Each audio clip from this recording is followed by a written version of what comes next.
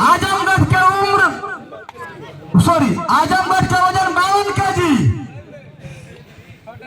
मुकाबला ये सूरजपुर की सरजमी पर, बिहार की सरजमी पर है कुश्ती हवा। सबकी निगाहें लगी हुई है कुश्ती पर। अरे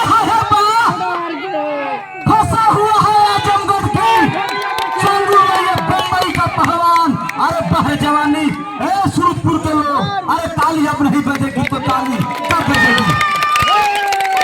अंतिम मिनट 40 सेकंड, समय 40 सेकंड बेटा। रंजीत धर्मवीर भाई,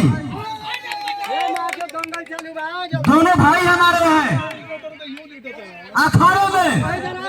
20 सेकंड। हाँ वहीं पर आओ बंगाली टोला।